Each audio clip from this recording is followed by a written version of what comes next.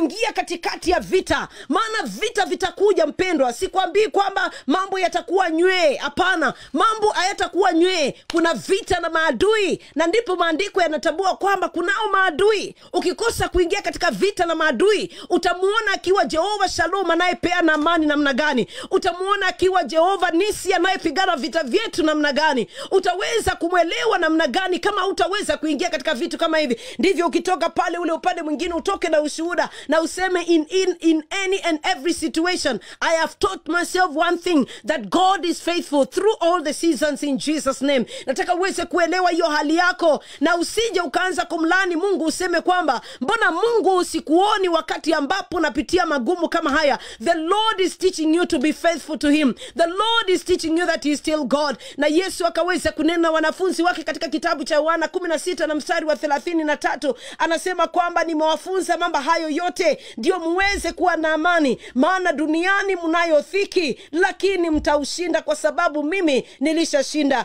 Dhiki itaweza kuja. I want to teach you this one thing, that dhiki itaweza kuja, magumu yatakuja, maji yatakuja. Hatujaidiwa kwamba tutapita katika moto, kwa sababu Isaya 43 na mstari wa 10 Biblia inasema hivi, upitapo katikati ya maji. Yani ni kumaanisha kwamba kwa maji utapita, kwa moto utapita, lakini Bwana atakuwa na wewe in any and every situation. Wakati magumu yanakuja, kutengana kunakuja, uchungu unakuja katika moyo wako, kukataliwa kunakuja kwako, kifo kinakuja kwako, ugonjwa unakuweka chini, kuishiwa, madeni yanakukaba. Usije ukasema kwamba Mungu ameniwacha. Hapana, nataka uelewe kwamba Mungu wakati ambapo upo milimani anabakia Mungu, na Mungu anabakia mkuu wa Mungu wakati ambapo unateremka katika mabonde. In any and every situation, whatever it is that you're going through right now, my sister, my brother, I want to encourage you that the Lord is still alive. The Lord is still watching. The Lord is still God. Never throw your confidence. Yani usitupe ujasiri wako. Wewe ujue kwamba ni Mungu. Pitia katika hicho kipindi ukijua kwamba